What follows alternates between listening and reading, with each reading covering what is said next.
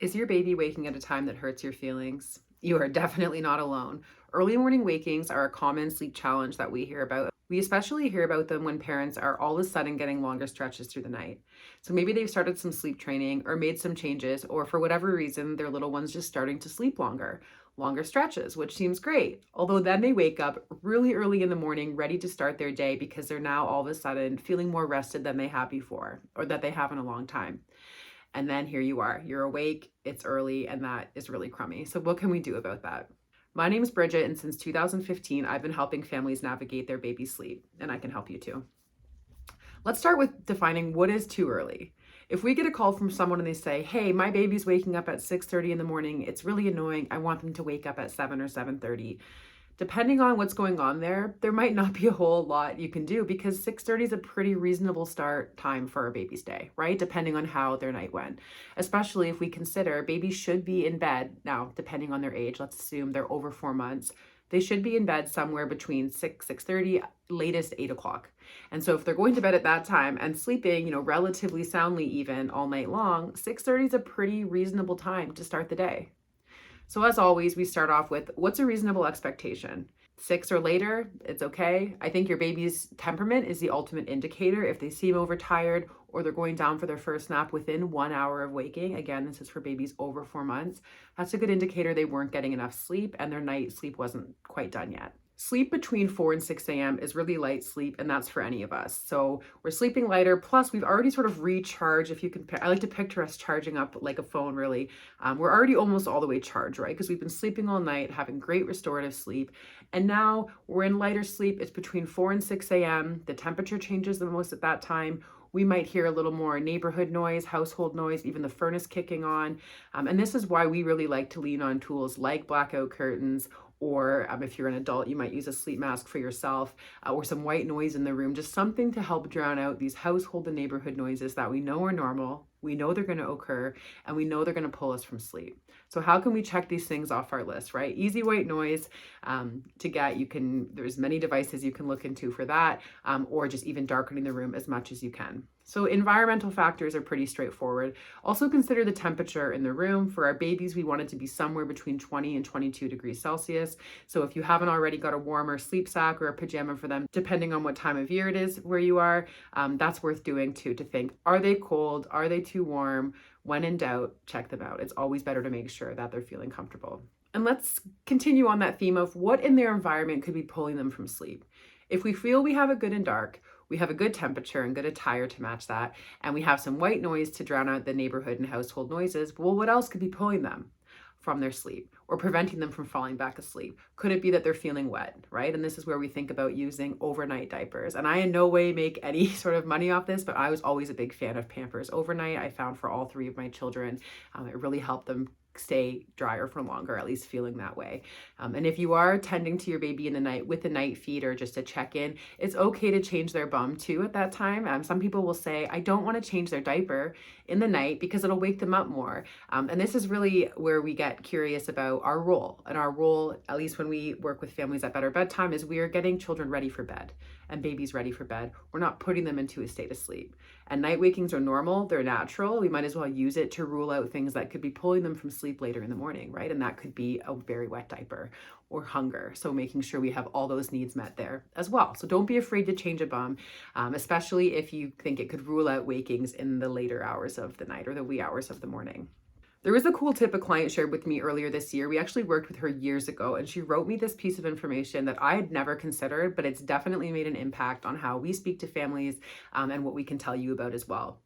If you find that your baby or your toddler is soaking through the night, no matter what, even if you change them, even though you've done overnight diapers and you're like, what is happening? They are soaking through, they're not even having that much fluid. Like, what is going on? We had a client share with us, and this was her one ticket to solving early morning wakings due to waking up feeling wet. And it was that her little one's sleeper was a little bit form fitting. So not too tight, but it was pretty fitted and snug at the crotch, which meant the diaper couldn't expand all the way and do its job. So that was a very simple thing, because once you have a pajama that's a little bit looser fitting so that the diaper can do its job and fully expand, what do you know, that baby wasn't waking anymore, right? They weren't waking, they weren't feeling wet, they weren't having to wash the sheets every morning. So I just wanted to share that with you while I have your ear. Let's assume you have good default sleep going on. So your little one's sleeping pretty well, they're sleeping good stretches in the night, you're able to, put them down, they can find sleep, you're not rocking them all hours of the night or anything like that. Let's assume we're at a good sleep hygiene default at this point, and your baby wakes up and you're not sure, is it morning or not? I like to tell families that we're working with, look at the clock and decide, is it morning time or not? And whatever you decide, we really want to follow through on, especially when we're in the spirit of sleep training. So if it's, let's say your baby went to sleep and finally fell asleep at just before 7 o'clock, and now it's 5:51. They slept all night. Maybe they had one quick feed in the night, but either way, it's 5:51 and you're looking and saying, well, it's not really 6. I'm trying to get to 6 or later, but it's so close. In that moment, I would likely say to make the game time decision to go ahead and start their day, especially for a baby who's not been used to sleeping long stretches and all of a sudden they've given us nearly 11 hours. We'd be in for a lot of fight, I think, to try to get them back to sleep. And because we want to maintain the crib as a space that's positive, a space that's for sleep, it's a cozy space, we don't want to have them force cry it out because of a particular morning time that we really want, which is 7, right? We love that 7 o'clock. Whereas close to 6 is pretty common for a baby. But when do you know it's too early, right? It's 4:50, right? Or it's 5:05 and they've been up half the night. When it's between 4 and 6 a.m., we like to say do as little as possible. If you know they're okay and they're just kind of fussy, whining, chatting, I would do nothing. Stay out. It can take 20, 30, even 40 minutes to fall back asleep at that time. But if they're not in distress, you don't need to go in. Let them be. I will say this though, if you're someone who puts your baby to sleep, whether it's through nursing, rocking, holding, whatever you do, it is only fair to intervene with that same support in the wee hours of the morning. And that's okay to do if that's what works well for you. This is a great time to get curious as well about how are you responding, not only to early morning wakings, but any wakings. Is there a possibility that when you go in, you're providing maybe a reason for them to stay awake? So a common one we'll see is parents will go in, pull them to parents' bed, and then hand an iPad over so that they're distracted a bit so the parents can get some more sleep, which as a parent, I completely understand wanting to do that to get a little more sleep, especially you're working, you're being a parent all day, it's a lot.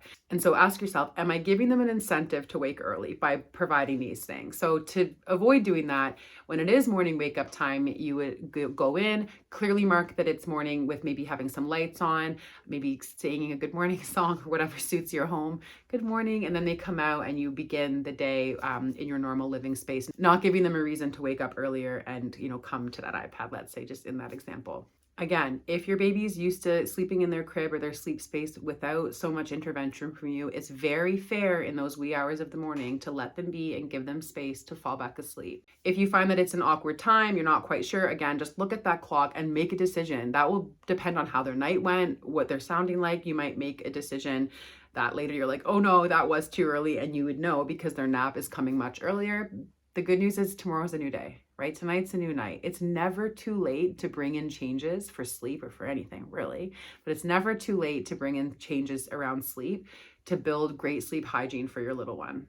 I want to touch on briefly the role that naps can play with the early morning wakings. When we get started with a family, we consider many things, including the age, the weight, and where this little one's at developmentally, right? And so as you probably know by now, the need for daytime sleep shifts. So we like to look at a 24-hour sample of time and think, okay, how many pockets of sleep are happening in that 24 hours? If your baby's getting older, but their naps have stayed the same, so maybe they're still on 4 naps, right? Or they're still on 3 naps, depending on how old they are, but their night sleep is looking the same as well, you might find that they are ready to start the day much earlier because they have such capacity for daytime sleep. And so what we want to change is let's instead adjust the naps, right? Maybe we shift them to have less naps, or we adjust the timing of naps or how long they are to preserve the night. You might say, I would much rather have a full good night of sleep and a better start to the morning than have those 3 naps. Maybe that means we have 2 naps. We do have a full nap guide link below here for you to look at because it's too much to just say. Because sometimes it is a question of naps and balancing that, how much sleep and when is that sleep happening within that 24-hour window. We have all the links below ready for you to explore. And again, we are ready to help you anytime. You can book us on any hour of any day on our website, betterbedtime.ca. We also have a program where you can start tonight and you don't have to wait for us. Either way, we're here to help you. Again, my name is Bridget and we're here to help you get the sleep that you need. You can learn more at the links in our bio. Sleep well.